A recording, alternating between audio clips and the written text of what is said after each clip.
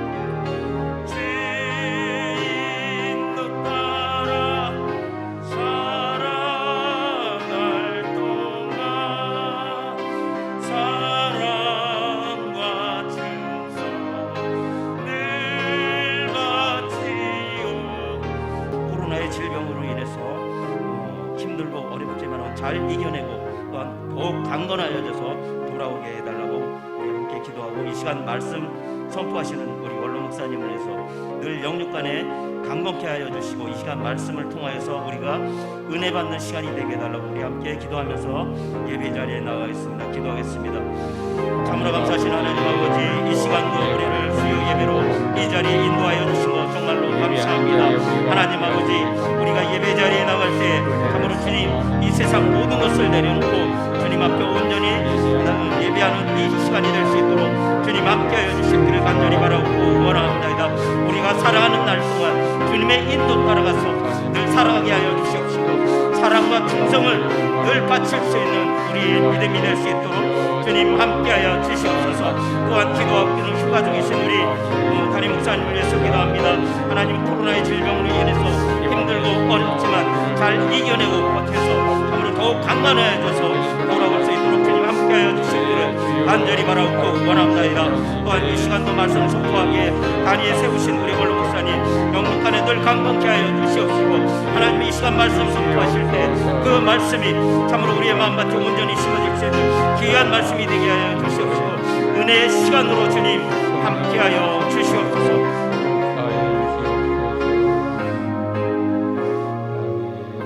이영옥 권사님 기도하시겠습니다. 아버지,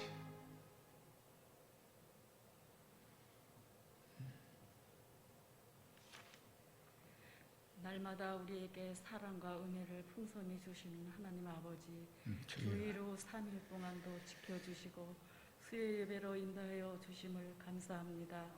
하나님 아버지, 이 시간 예배를 통하여 저희들의 모든 허물과 죄악을 십자가 뒤로 감추어 주시고, 오직 하나님이 원하시고 저희들이 마땅히 아버지께 아뢰야 할 참된 기도를 드릴 수 있도록 성령님께서 인도해 주시옵소서. 근본 성회의 말씀과 기도의 축제의 믿음의 기적을 보라. 말씀과 같이 저희들을 말씀을 들었사오니 저희들 모두가 엎드려 기도하는 저희들이 되게 하셔서 저희 교회와 가정이 부흥하는 믿음의 기적의 은혜를 베풀어 주시옵소서. 질병으로 고생하시는 성도님들 하나님께 고쳐주시고 건강함으로 주님의 일꾼으로 인도하여 주시옵소서. 이 시간 말씀을 전하실 원로 목사님 건강함으로 지켜주시고 저희들 말씀의 은혜를 받는 시간 되게 하여 주시옵소서. 예수님의 이름으로 기도드렸습니다. 아멘.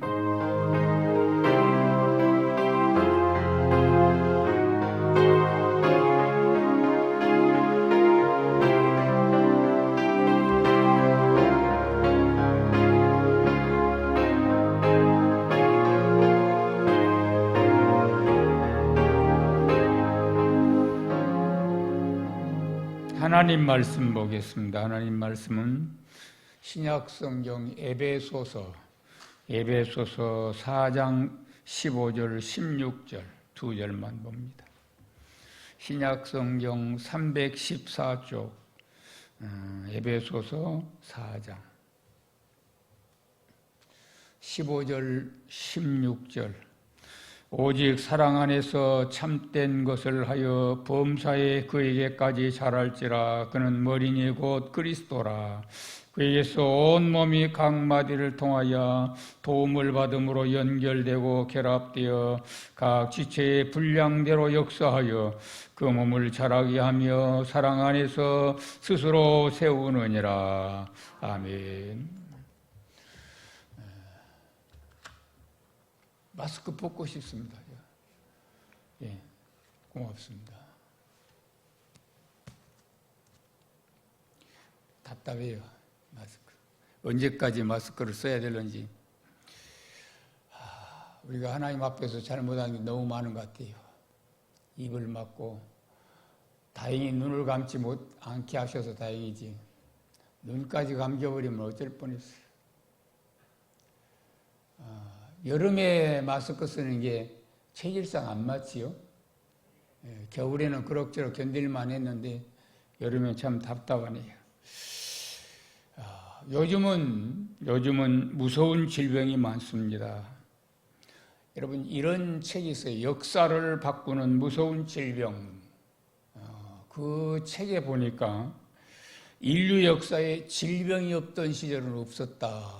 그렇게 얘기를 하면서 인류 최초로 가장 무서운 돌림병이 있었는데 그게 흑사병이래요. 유럽의 인구 3분의 1을 쓸어버린 흑사병.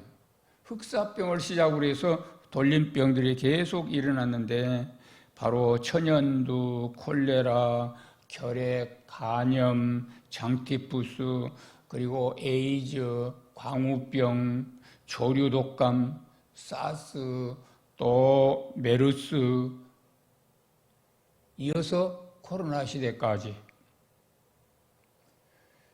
앞으로는 이제 코로나 또 변이 바이러스, 그리고 또 어떤 병이 또 등장할런지 몰라요. 의학은 발달되고 과학이 아무리 지금 앞서가도 이런 질병은, 새롭게 일어나는 질병은 없애지 못하는가 봐요. 여러분, 불치병과 난치병이라는 얘기 들어보셨어요?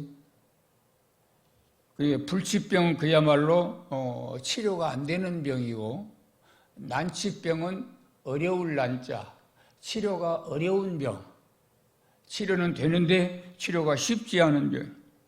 난치병에는 여러분 이런 병이 있어요. 고셔병이라고 효소 결핍으로 생기는 병인데 이제 골관절통 또 빈혈 유발 이런 고셔병이라는 게 있고 또 염증성 근질환병이 있습니다.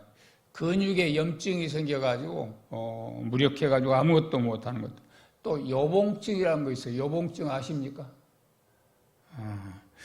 이게 소변 과다 배출하는 병인데 이렇게 되면 어떤 현상이 있냐면 탈수 현상이 옵니다. 그래서 탈수 현상이 심하면 바로 쇼크로 들어가요. 그래서 사람이 까무러치고 그때 도와주는 사람 없으면 그냥 가는 거죠. 중증 근무력증, 또 윌슨병이라는 게 있어요. 윌슨병. 윌슨병은 구리가 우리 몸속에 쌓여가지고 손이 막 계속 떨리고 언어에 장애가 오고 이제 그래. 이제 이런 병들은 치료가 어렵대요. 그리고 또 만성염증 질환이라는 게 있어요. 만성염증 질환. 이게 무시 못할 병인데 장에 염증이나 또 궤양에 염증이 생기는 병으로 이건 수술도 시술도 안 되는 병이에요. 우리 예수마을교회, 내가 다니고 있는 교회 원순현 권사님의 이규량 장로님 부인 원순현 권사님이 뭘 아무것도 못해요.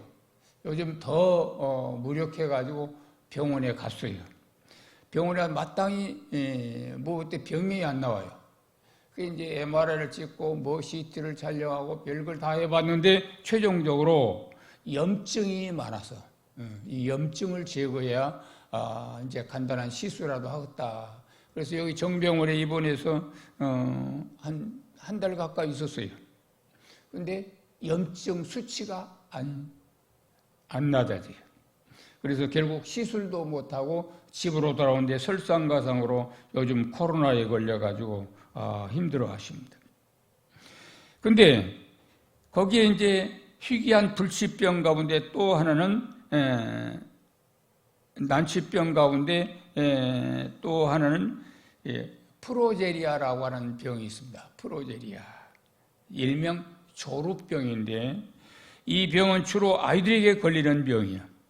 아이들이 출생해서 자라다가 2달에서 36달, 약 3개월, 약 3살, 2달에서 3살 사이 그 아이들 중에서 많이 발생한다는 게 프로제리아 병인데 이 조루증 병입니다.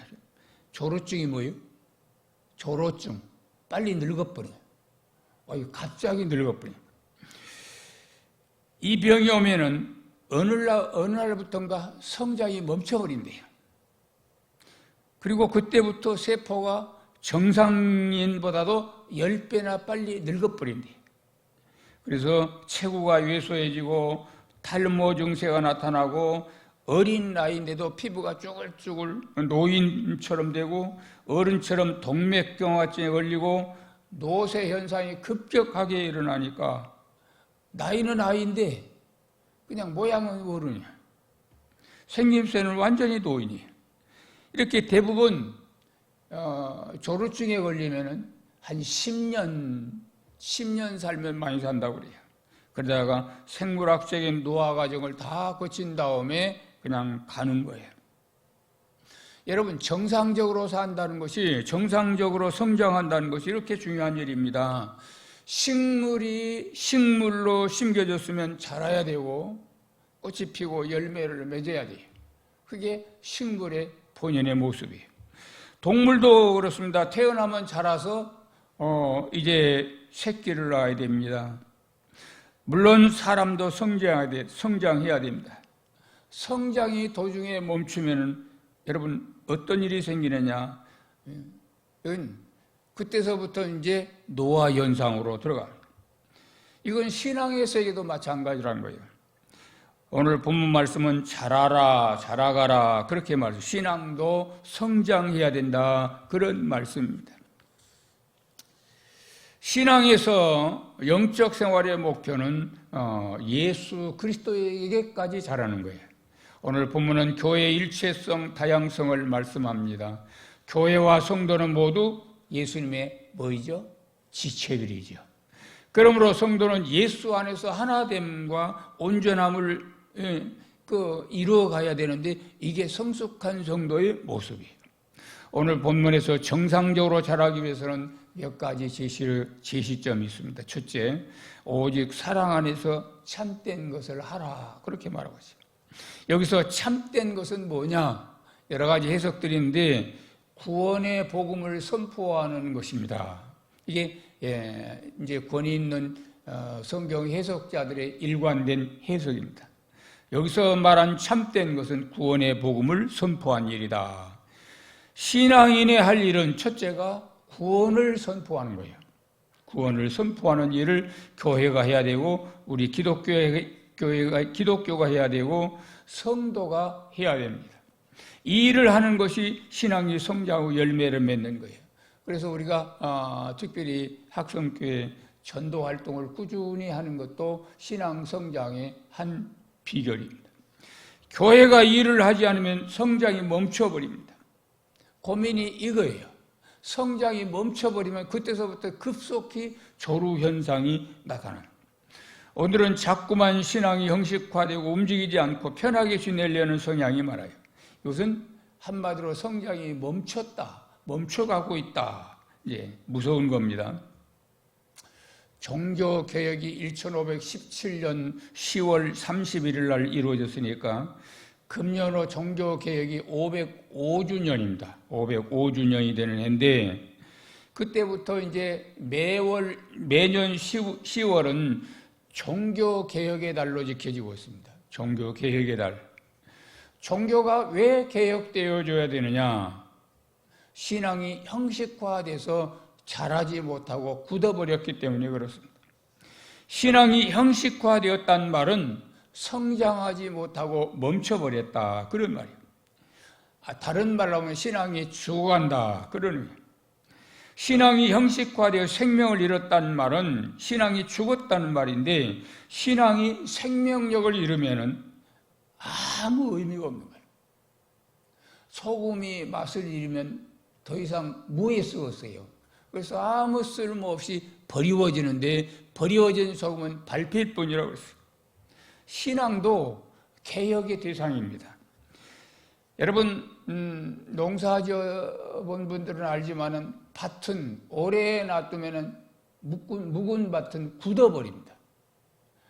너는 물이 있으니까 차라리 괜찮지만은 그러나 이 밭은 꾸준히 갈아줘야 됩니다. 1년에 한두 차례는 갈아주는 것이 그래서 경작을 위해서 꼭 필요한 건데 신앙도 마찬가지예요. 신앙생활을 시작할 때 얼마나 신선했습니까? 그때 눈물 콧물 쏟으면서 만물이 신선해 보이고 하늘이 파랗고 그냥 사람들이 아름답고 그런 감각이 있었어요. 그때. 근데 신앙 오래되다 보니까 감각이 희미해지고 그리고 감격이 무뎌지고 그 이유가 뭐예요? 신앙이 굳어진 거예요. 형식화된 거예요. 그래서 생명력을 잃어요. 종교개혁자 마틴 루터가 처음 은혜를 받았을 때 얼마나 은혜를 세게 받았는지 조금만 죄를 지어도 그냥 양심의 가책을 받고 눈물 콧물 쏟으면서 회개하고 근데 그 당시는 회개를 어떤 방법으로 했냐면 사제를 찾아간 거예요. 신부를 찾아가는 거예요. 그래서 고해성사를 합니다. 그래서 신부님 제가 이런 죄를 지었어요. 막 그냥 괴로워 못 견디겠어요. 그러면 이제 신부가 사해주는 기도를 합니다. 중보기도인데 신부가 죄를 사해줘요. 얼마나 잘못됐습니까? 근데 돌아가다가 고해성사를 하고 돌아가다가 또 나쁜 생각이 들어가서 다시 또 신부를 찾아갑니다. 그러기를 여러 차례 하니까 신부가 가만히 보니까 이 가관이요. 그래서 귀에다 대고 루터여 다음에 올 때는 좀 더 센 것을 가지고 와라. 뭐 고까지 거 가지고 와서 고해성사하냐? 좀 더 남의 거 훔쳤거나 뭐 남의 여자 엿봤거나 좀 큰 놈 가지고 오느라 큰 놈 가지고 와. 네. 여러분 신앙이 영적으로 살아있으면 아주 작은 것 가지고도 우리가 회개하는 그런 마음입니다. 그래서 누굽니까? 갑자기 생각이 안 나네요. 성 어거스틴은 나중에 탕자로 그냥 질펀하게 살다가 그의 어머니의 40년 애끓는 기도를 통해서 하나님께로 돌아오죠. 돌아와서 이제 완전히 새 생활에 접어드는데 은혜에 깊이 빠지니까 어거스틴이 자기 어머니 젖꼭지를 깨물던 것까지도 회개를 했다. 자기 기억에는 없는데 엄마가 얘기한 게 생각난 거야. 이놈아, 네가 엄마를 얼마나 속썩인 줄 아느냐? 너는 젖먹이 때부터 엄마 속썩인 놈이야. 네가 그냥 젖이 적게 나온다고 꽝 깨물던 그때 그냥 젖이 떨어진 줄 알았다. 근데 그게 대수롭지 않게 들리다가 들었는데 나중에 이제 그게 회개거리가 되는 거예요. 여러분 영적으로 살아있는 사람은 아주 감각이 예민해요. 그만큼 영적인 상태가 민감한 상태라는 거예요. 어떤 성도는 30년 전에 어느 교회 부흥회에 참석해서 그냥 약속 헌금을 합니다. 헌금을 이제 약정을 하지요. 근데 지켜오지 못하다가 30년 후에 은혜 받고 아차 그 생각을 한 거예요. 그래서 돈 들고 그 교회를 찾아갔다는 얘기가 있어요. 이런 현상은 뭐냐? 영적 감각이 참신해지고 예민해졌기 때문에 나타나는 이제 성령의 열매 중에 하나입니다. 그런데 그 참신한 신앙도 어느 순간 멈추게 되면 굳어버린다는 거예요. 다시 갱신하고 갈아엎어야 됩니다. 그런데 그대로 1년만 두면 밭이 굳어버린 것처럼 내 생각도 영적 상태도 굳어버립니다. 그러면 작은 생각들 스쳐가도 감각이 없어요. 그리고 웬만히 작은 것들은 뭐 다 그렇게 사는데 뭐 그러고 그냥 지나쳐버려요. 좀 더 큰 걸 가져오라는 신부의 말처럼 웬만한 것에는 감각이 없어져 버려요. 그리고 그래서 예수님께서 바리새인들을 향해서 질책하셨던 것이 바로 그런 이유 때문에 여러분 예수님이 바리새인들을 왜 질책한 줄 아세요? 모양은 있는데 열매는 없어요. 저들은 형식은 있는데 내용이 없어요. 영적 생명에 고갈되어 있는 그 형식화되어 있는 사람들이 바리새인이에요. 그래서 예수님은 이름만 갖고 사는 너희들을 막 그냥 회칠한 무덤 같은 놈들아 막 그랬죠. 중세시대에 기독교가 그렇게 굳어갔습니다. 로마 시대의 신앙을 지키기 위해서 기독교인들이 땅속에서 무려 400년 동안 숨어 삽니다. 그때를 카타콤 시대라고 합니다. 지하 굴 속에. 근데 결국 로마가 주 313년 콘스탄틴 대제가 기독교인이 되면서 여러분 그때 기독교인 숫자가 로마의 8%밖에 안 됐대요. 8%의 인구가 8%의 신앙 인구가 소금이 된 거예요. 여러분 바닷물이 그 짠도가 얼마인 줄 아세요? 약 6.5도에서 7도. 7%. 그래서 웬만한 민물 그냥 오염된 물은 다 바다가 그냥 중화시킵니다. 근데 우리나라 기독교인이 몇 프로인 줄 아세요? 25% 때로는 30%를 육박할 때가 있었대요. 근데 지금은 다 줄어들고 15%. 여러분 기독교인들이 맨날 데모나하고 영적 자성은 없고 그러니까 교회가 그냥 굳어버린 거예요. 굳어버린 거예요. 그래서 줄어들고 교회는 개척교회 하나 일어나면 문 닫은 교회는 3개가 돼요. 그래서 우리 한국 교회 기독교가 15%밖에 안 된다. 이런 통계가 지금 나오고 있어요. 그런데 15%도 어때요?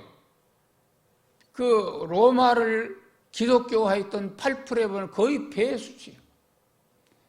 그럼 어떤 얘기가 성립됩니까? 기독교인의 구실을 못하고 있다.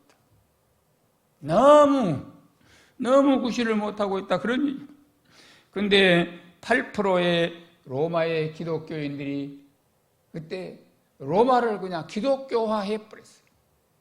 콘스탄틴이 기독교인이 되면서 기독교를 국교로 그냥 선포를 해버립니다. 근데 국교가 좋은 게 아니었어요. 신앙에 이제 제재가 풀리니까 무한의 자유가 주어졌죠. 그런데 불행한 것은 그 자유가 마침내 신앙인들로 하여금 마음의 긴장을 풀고 형식적인 신앙생활을 하게 합니다. 그러다가 종교가 어디까지 타락했냐? 성직을 돈 받고 팔아요. 신부, 사제 돈 받고 팔았어요. 또 한 걸음 더 나가서 어떤 일이 벌어진 줄 아세요? 이거는 면죄부가 팔려요. 면죄부 돈 받고 죄 지어도 이건 죄가 아니다. 이 돈을 내면은 면죄부가 그런 효력을 발휘합니다. 그때 당시 기독교가 세속화되는 데까지 나갔는데 종교가 이렇게 타락하는 것은 생명력을 잃어버렸기 때문입니다. 여러분 생명력을 잃어버린 신앙은 신앙이 아닙니다. 아무 효능이 없습니다. 그때 뜻 있는 이제 루터를 비롯해서 징글리, 칼빈 이런 사람들이 막 들고 일어나서 이건 아니다. 변해야 산다. 개혁해야 산다. 그러면서 그 사람들은 한 목소리로 외치기를 성경으로 돌아가자, 말씀으로 돌아가자, 은혜로 돌아가자 그렇게 했습니다. 그래서 마침내 1517년 10월 31일 종교개혁이 일어났는데 금년으로 505주년이 됩니다. 어떤 사람들이 진보주의를 말합니다. 진보주의는 빨갱이다. 빨갱이주의다. 여러분 전혀 아닙니다. 무식한 소리입니다. 공산주의가 빨갱이지 진보주의가 왜 빨갱입니까? 급진 좌파가 빨갱이지 진보주의가 왜 빨갱입니까? 진보주의는 성경에 기반을 두고 있습니다. 절대로 속지 마세요. 진보주의는 좌파가 아니요 성경에서 자라고 말씀과 신앙에서 성장하는 것이 진보주의입니다. 믿음도 자라야 되고 사랑도 자라야 됩니다. 성장이 이루어지지 않으면 모든 것이 멈추게 되는데 그 멈춤은 곧 사망이에요. 그래서 바울은 오늘 본문에서 성경 신앙 안에서 참된 것을 말하라 그렇게 권고합니다. 참된 건 아까 뭐라고 그랬죠? 구원의 역사를 전하는 거예요. 복음을 전하고 구속의 역사를 전하고 구원을 선포하는 일. 사람은 매일 밥을 먹여야 하는 것처럼 성도는 구원을 말할 수 있어야 됩니다. 이런 신앙이 살아있는 신앙이고 성장한 신앙이에요. 그래서 여러분 혹시라도 어떻게 데모할 일이 있다면은 절대로 여러분 예수 믿는 이름 가지고 가지 마세요. 어떤 교회 간판 들고 가지 마세요. 차라리 개인 자격으로 가세요. 신앙은 그게 아니에요. 신앙은 정치에 쏠리는 것도 아니고, 신앙은 사상에 쏠리는 것도 아니고, 신앙은 사람에게 기울는 것도 아니에요. 신앙은 오직 누구를? 주님만 바라보고 생각에 주님과 맞춰 사는 삶이 돼야 돼요. 그리고 주님과 맞춰지지 않는 부분은 뭐요? 우리가 고쳐가야 돼요. 이거를 뭐냐면 개혁주의라고 합니다. 그래서 옛날에 개혁교단이 있었죠. 개혁교단. 우리가 한때 개혁교단에 있다가 합동총회하고 이렇게 합쳤지 않습니까? 근데 합동총회 역시도 개혁주의 신앙입니다. 개혁주의 신앙. 개혁주의 신앙이 왜 필요하냐? 그래서 정체된 신앙은 잘못된 것이다. 머물러 있는 신앙은 안 된다. 그런데 머물러 있는 신앙은 보수주의 신앙의 가장 암적인 모습입니다. 보수주의는 변하지 않으려고 그래요.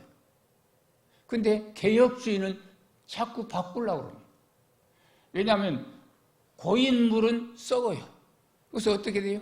자꾸 받아내고 퍼내고 받아내고 퍼내고 그래 자꾸 새물로 갈고 이게 변화와 진보 이게 끊임없이 일어나는 게 개혁이에요. 근데 보수주의는 안 바꾸려고 그래요. 그래서 제일 꼴통이요.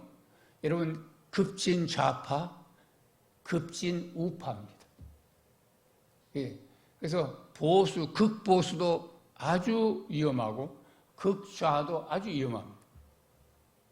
그러니까 우리가 바람직한 건 차라리 어느 노선이냐면은 중도 보수가 옳습니다. 중도 보수. 우리가 뭘 택해야 된다면은 우리 입장을 중도 노선에다가 맞추는 것이 좋습니다. 그런데 신앙은 그나마도 뭐요? 정치 성향을 떼라 그래요. 정치 성향을 떼고 신본주의로 가라. 인본주의에서 신본주의로 가라. 하나님 제일주의로 가라. 예수님 중심으로 가라. 그렇게 말합니다. 두 번째는 범사에 그에게까지 자라가라 그럽니다.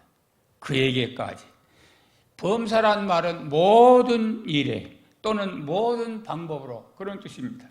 모든 방법을 동원해서 그에게까지 자라가라 그런 말인데 그는 누구요?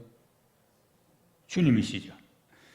우리의 모든 성장 목표는 주님이십니다. 우리가 닮아갈 모델은 주님이십니다.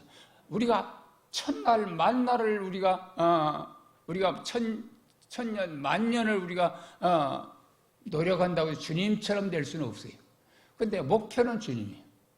그렇죠? 우리의 모델은 주님이에요. 주님은 우리 신앙의 목표이고 표대이고 모델입니다. 모든 그리스도인의 목표는 주님을 닮는 일이요. 질적으로 주님의 충만한 분량에까지 다루도록 노력해야 되는 것이 우리 기독교인입니다. 왜냐하면 주님은 우리의 목표이기 때문에. 오늘날 세상에서는 모델이 있어야 됩니다. 그 모델을 현대말로 말하면 멘토라고 그래요. 멘토. 근데 아이들에게 위인전을 자꾸 익히는 이유가 뭐예요? 그 위인전 안에 모델이 있기 때문에 그래요. 자꾸 선배를 본받으라는 얘기는 뭐예요? 선배에게 모델의 모습이 있기 때문에 그래요. 세 번째는 그에게서 온 몸이 연결되고 연합하라 그렇게 말합니다. 모든 나무 가지들은 다 원목에 원줄기에 붙어 있습니다. 끊어지거나 떨어지면 어떻게 죽어요. 원줄기에 붙어 있어야 가지들이 생명을 유지하고 살아갈 수 있어요. 우리 신앙의 사람도 마찬가지입니다. 주님과 연합되어 있어야 돼요. 주님은 원줄기, 우리는 격가지. 그래야 주님에게서 공급되는 영적 생명력을 공급받을 수 있기 때문에 그래요. 신앙생활에서 언제나 주님은 머리, 교회의 머리가 되고 우리의 공동체의 머리가 되고 우리는 그 지체들입니다. 예수 없는 신앙은 윤리, 도덕에 불과하고 예수 없는 헌신이나 봉사도 자선 행동에 불과하고 예수님과 연계됐을 때 우리도 윤리도 도덕도 생명력도 발생합니다. 그래서 예수 없는 신앙은 벌써 죽은 신앙.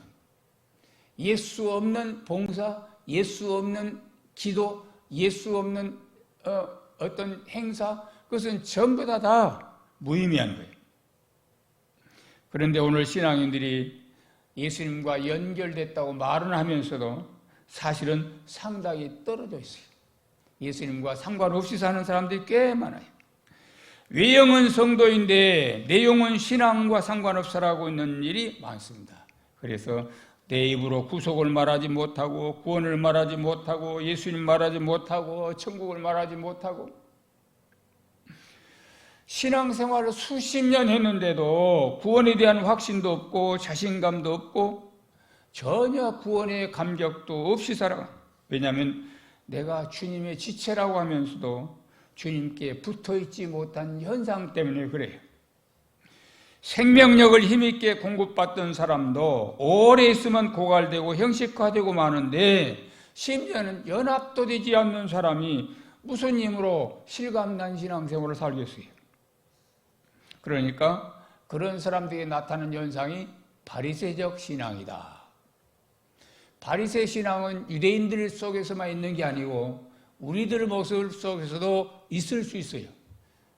바리새 신앙은 고착화된 신앙입니다. 굳어버린 신앙입니다. 형식화된 신앙입니다. 모양은 있는데 생명력이 없고 내용도 없고 또 힘도 감격도 없고 눈물도 없는 그런 신앙이에요. 주님은 그것을 탄식하세요. 그래서 바리새인들을 질책하듯이 여러분 우리의 굳은 신앙, 굳어버린 형식화된 신앙을 주님이 질책하십니다. 505년 전 종교개혁이 일어날 때 그때 상태가 그랬어요. 신앙이 형식화되다 보니까 모양만 남았어요. 오직 타락하면 성직을 사고 팔고 오직 타락하면 돈 받고 면죄부 주고 그런데도 그때는 공공연하게 그런 일이 벌어졌어요. 공공연하게. 우리들이 살아가면서 가장 두려워해야 할 일은 내가 영적으로 자라지 못하고 성장이 멈추는 거예요. 성장해야 발전이 있습니다. 성장이 멈추면 그때부터 죽어가기 시작합니다. 노화를 방지해야 됩니다. 노화에도 종류가 있어요. 육신의 노화가 있고 정신적인 노화가 있고 영적인 노화가 있어요. 육신의 노화는 나이를 속이지 못하죠. 나이가 들면 늙게 되어 있습니다. 사람은 20세 전후까지 싱싱하다가 그때부터 늙기 시작한대요. 그때부터 피부가 탄력을 점점 잃어가기 시작하고 신경은 무뎌지고 근육이 뭉치고 굳어지고 기간마다 조금씩 마모되고 그래요. 그래서 사람은 늙어도 좀 고상하게 늙도록 힘써야 된다. 참 내가 참 신경을 쓰는 부분이 그렇습니다. 늙어 얼굴이 검고 검버섯이 일어나고 어쩔 수 없지만은 그래도 좀 고상하게 늙자. 추하게 늙지는 말자. 그게 제 주의입니다. 두 번째는 정신적인 노화가 있어요. 정신도 여러분 늙어가는 거 아십니까? 아이 때는 마음이 맑고 정신도 맑고 생각도 신선합니다. 무슨 말이든지 그대로 다 고지 듣습니다. 심지어는 얘야 너 다리 밑에서 주워왔어. 그럼 아이들은 그대로 액면대로 믿어버려. 그래서 아이들은 그 말 한마디 아주 심각하게 생각하고 어떤 때는 심사숙고한 끝에 그냥 가출을 하기까지 합니다. 어른들은 그런 아이들을 보면서 재밌어 하지만은 아이들은 심각한 일이요. 왜? 말 그대로 믿어버려서 다르나. 사람은 육신도 늙어가고 동시에 생각도 마음도 의식도 점차로 늙어갑니다. 그러니까 늙으면 애된다는 말이 전혀 헛말은 아닌 것 같아요. 영적인 노화가 있습니다. 사람은 태어날 때 육신적으로 태어나지만 동시에 영적으로도 태어납니다. 그리고 신앙 안에 들어오면서 어느 날 영적으로 거듭남의 현상이 생깁니다. 그때부터 내 영혼은 주님과 긴밀하게 교통하고 성장하고 발전하고 확장하고 관계가 깊어집니다. 그래야 주님과 깊은 교제를 이룰 수 있고 영적 교류를 이루고 하나님과 영적 세계 안에서 교류가 가능해지기 때문에 그렇습니다. 그 상태는 끊임없이 지속되어야 됩니다. 그런데 대부분 영적으로 거듭나고 나면은 영적 성장도 멈춰져 버리는 것이 폐단입니다.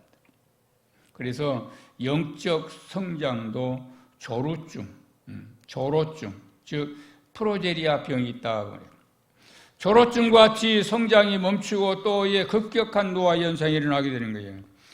내 영혼이 계속 성장하지 않으면 성장세포가 죽어가게 됩니다. 그러면 내 영혼 안에서 영적 생명의 능력이 역사하지 못하게 돼요. 이게 가장 무서운 영적 병입니다. 내 영적 성장이 날마다 계속해서 발전하고 성장하려면은 어떻게 되느냐?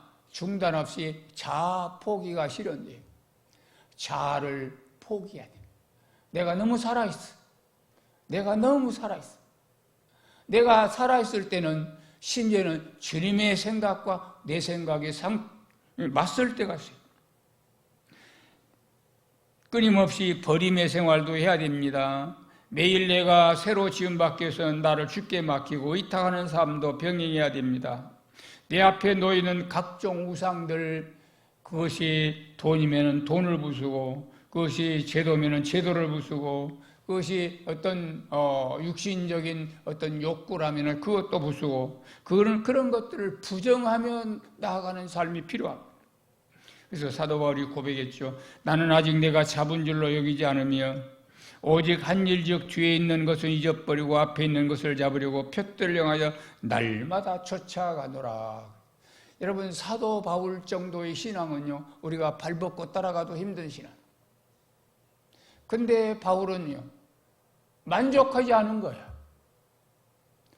나는 지금까지 내 신앙에 뭘 잡은 줄로 생각을 해본 적이 없다. 오직 뒤에 거 잊어버리고 앞으로만 전진한다. 앞으로만 향해 나아간다. 여러분, 이게 개혁의 신앙이고 진보 신앙이에요. 어떻게 이게 빨갱이 신앙으로 몰아가려고 그래요? 안 되는 거예요. 발전이나 성장이나 변화는 날마다 달려가는 생활에서 주어집니다. 달려가는 삶을 중단하면 그 찾아오는 것이 영혼의 노화 현상이에요. 이 영적 성장이 멈추는 순간 나의 영혼의 노화가 시작됩니다. 마지막으로 네 번째, 영혼의 노화 현상에 주는 것들이 있어요. 이것을 살펴보고 마치려 합니다. 영혼의 노화가 시작되면 슬프고 힘들게 하는 행동이 나타납니다. 내 안에서 영적 성장이 멈추는 순간부터 자신을 바라보는 시야가 좁아집니다. 자꾸 자신을 바라보는 시야가 남을 향한 시야로 바꾸어집니다. 그때부터 남의 부족한 부분이 눈에 확 들어오고 내 눈에 티는 보이지 않고 다른 사람의 흉들만 보려고 혈안이 됩니다. 자신의 모습을 잊어버리고 남의 흉이 더 크게 부각되어 나타납니다. 내 신앙이 영적 성장이 멈추고 남의 모습이 눈에 확 들어온 순간, 나는 이제 늙어가고 있다. 영적 노화가 촉진되고 있구나. 그렇게 느끼면 틀림이 없어요. 이 노화 현상이 중증에 도달하게 되면은 눈의 초점이 완전히 사라지면서 나는 안 보이고 너만 보이고, 나를 심판하기보다는 너를 심판하고 너를 지적하고 흉보고, 여러분, 이런 상태가 됩니다. 이런 상태가 뭐냐? 주님이 그렇게도 싫어하는 바리새적 상태입니다. 이 상태를 주님이 강하게 지적하신 거예요. 그때부터 신앙생활은 생명력을 잃고 형식화의 길을 걷게 됩니다. 그것이 신앙개혁 대상입니다. 내 영혼이 거듭나면 밝은 주님의 영이 내게 오시게 됩니다. 그러면 그때부터 내 영혼이 더 성장하기 시작합니다. 그때는 보이는 것이 뭐요? 나 자신이에요. 나 자신에 민감합니다. 그렇게 나 자신에 둔감하던 것이 영적 성장의 현상으로 두드러지게 보이는 것은 내가 보이는 거예요, 비로소. 부족한 내가 보이고 연약한 내가 보이고 또 주님 없이 살 수 없는 나의 나약한 모습이 보이고, 그래서 그때는 계속해서 나를 어떻게 했냐? 수정해 갑니다. 계속해서 나를 이렇게 갈아갑니다. 바꿔갑니다. 변화의 새 삶을 시도합니다. 수정해 가는 동시에 나는 계속 발전하고 성숙하게 돼요. 계속 깨달음이 주어지고 수천 번의 굴복도 가능하고 수백 번의 회개도 가능하고, 어떤 사람은 어제 회개했는데 오늘 회개할 게 뭐 있냐? 여러분, 우리가 영적인 상태가 민감하지 못하기 때문에 회개거리가 발견이 안 되는 거예요. 그러면서 우리 조카들이 5명이에요. 남자가 4명, 딸이 1명, 5명 다 정상적인 가정을 가진 아이들이 없어요.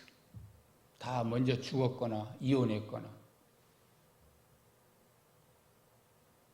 그 엄마가 뿌린 죄악의 씨앗 때문에. 그리고 큰 형수는 치매에 걸려가지고 지금 요양병원에 10몇 년 동안. 그런 걸 보면서 참 그 영혼이 불쌍하죠. 내가 용서가 좀 늦었다는 그런 생각을 하는데, 여러분, 내가 조금 더 일찍 했더라면 내가 자유롭고 그때도 충분히 회개할 수 있는 기회를 더 앞당길 수 있었을 터인데, 그런 아쉬움이 있어요.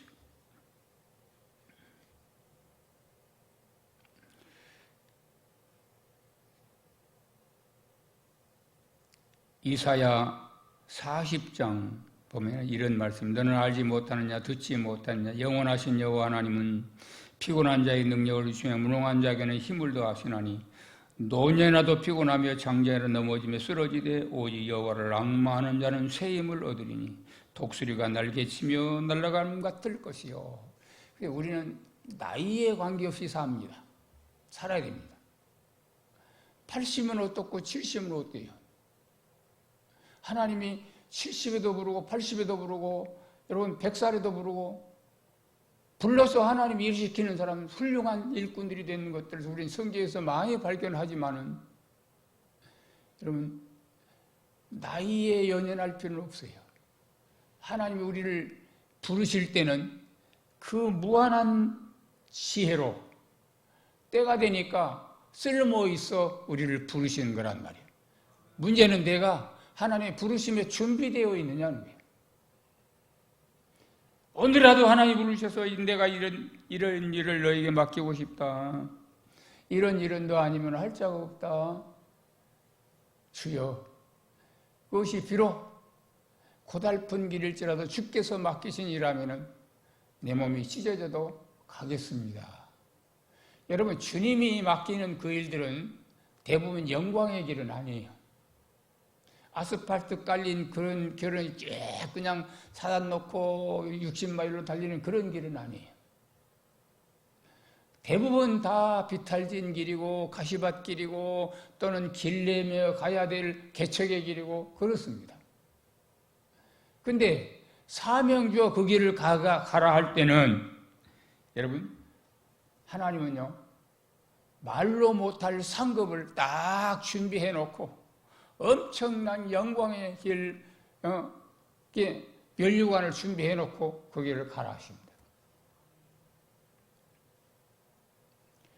그러니까 여러분, 하나님이 여러분을 부르실 때는요, 여러분 준비된 자가 돼야 돼요. 그리고 하나님이 여러분을 부르셔 쓰실 때는 하나님이 어떤 일을 완성할 때까지 쓰시는 경우도 있지만은 대부분 진행 중에 여러분을 데려가십니다. 그럴 때 여러분, 그 여러분의 일들이 비록 중단되어도 하나님의 역사는 계속됩니다. 왜? 주관자가 하나님이시기 때문에.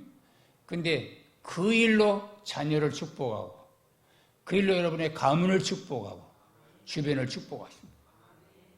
근데 하나님의 일을 방해하면은요, 하나님의 일에 누가 되는 사람들은 반드시 그와 그 자손들이 꼭 결손의 가정이 되거나 아니면은 피해를 입거나 아니면 재앙을 당하거나 그런 아픔들이 있어요.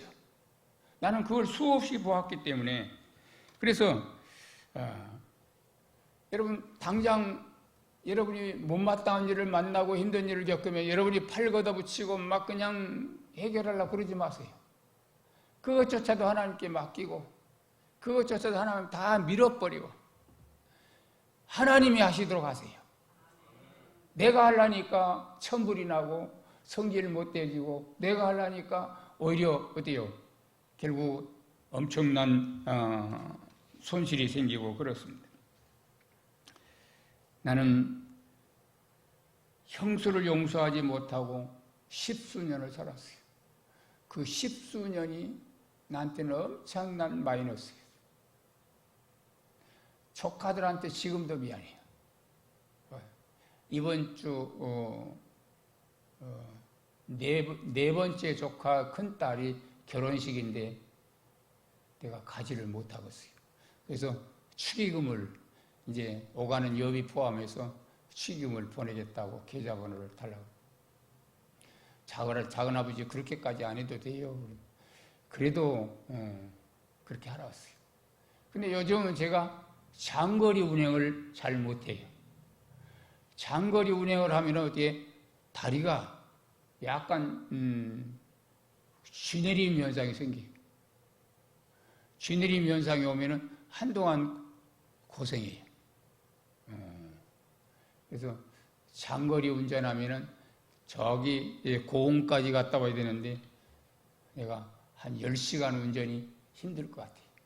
그래서 그런데 우리 조카들을 전도하고 그들의 영혼을 위해서 기도하지 못한 그 모습이 지금 상당히 부끄럽습니다. 어떻든 우리는 사랑 안에서 참된 것을 행하고 범사에게 그에게까지 자라가려고 하면은 구원은 선포돼야 되고 내가 주의 일에 굳어져 있는 모습들을 자꾸 파엎고 뒤집어엎고 갈아엎고 그리고 변화된 새 삶을 살기 위해서는 주님과 코드를 맞춰가면서 그렇게 진보적인 삶을 살아야 되는데 자꾸 굳어버리는 이 생각들 때문에 아차 할 때가 많아요. 여러분 이야기가 여러분 비록 딱딱하게 들렸다 할지라도 여러분 뇌리 속에 하나만 남겼으면 좋겠어요. 내 신앙은 정체돼서는 안 된다.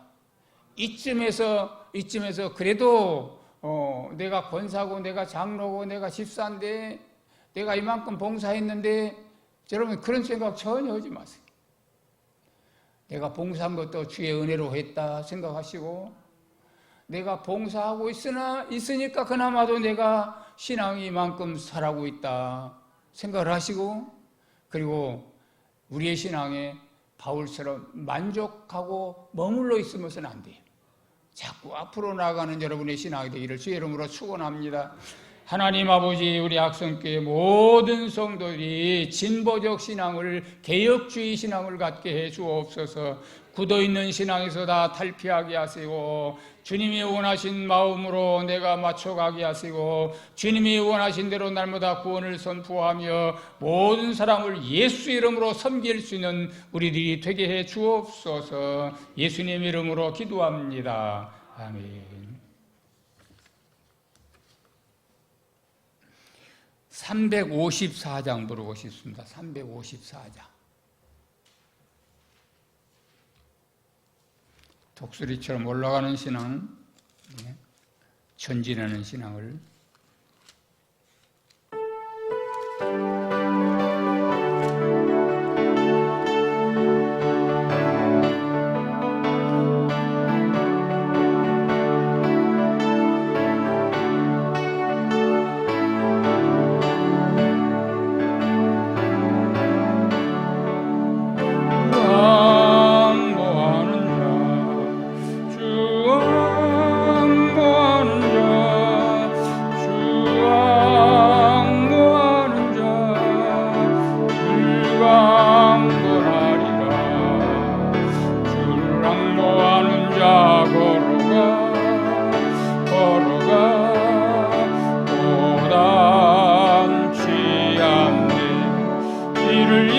양떼를 찾아다니며 걸어가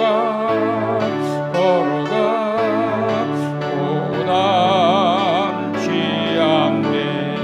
주 앙노하는 자 늘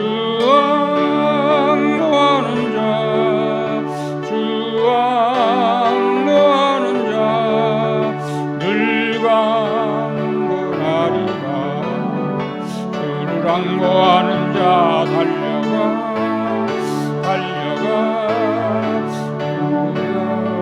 쉽지 않네.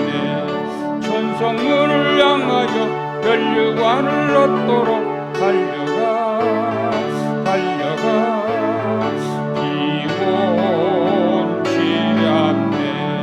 주 앙노하는 자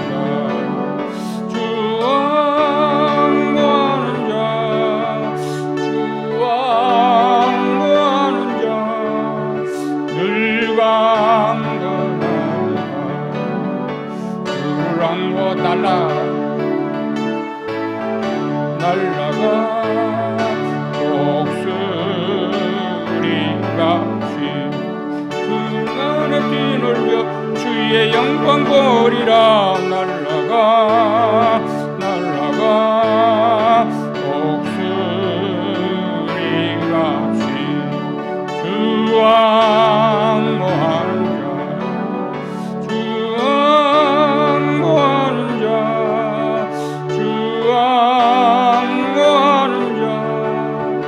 늘 강건하리라.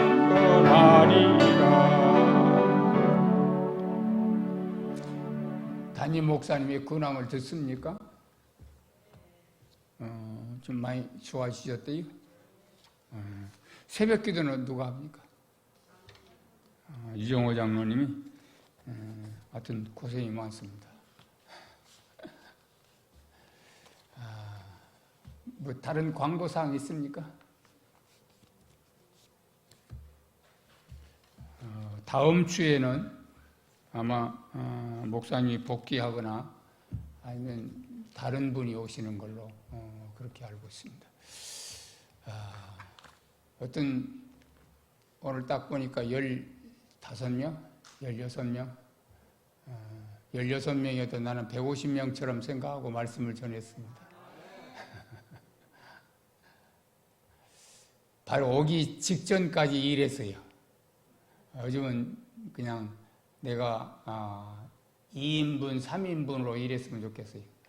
그렇게 일이 바쁩니다. 요즘 참깨 뜨는 시기고 또 고추 따는 마지막 따는 시기고 그래서 힘들어서 참 어떨 때는 좀 양보하고 싶은 마음도 있는데 하나님이 저에게 설교할 기회를 준데 이 양보하면 안 되지. 불러줄 때 고맙게 가야지. 그리고 불이 나게 온 거니까 여러분 생각나면은 저를 위해서 기도해 주시고 또 여러분을 뵙고 싶을 때 이렇게 찾아와서 설교로 여러분을 섬길 수 있다는 것이 나는 무한 행복입니다. 다른 소식 없으면 주기도로 마쳤으면 좋겠습니다. 하늘에 계신 우리 아버지여, 이름이 거룩히 여김을 받으시오며 나라의 마옵시며 뜻이 하늘에서 이룬 것 같이 땅에서도 이루어지이다. 오늘날 우리에게 일용할 양식을 주옵시고 우리가 우리에게 죄 지은 자를 사해 준 것 같이 우리 죄를 사해 주옵시고 우리를 시험에 들게 하지 마옵시고 다만 낙에서 구하옵소서. 대개 나라와 권세와 영광이 아버지께 영원히 싸움나이다. 아멘.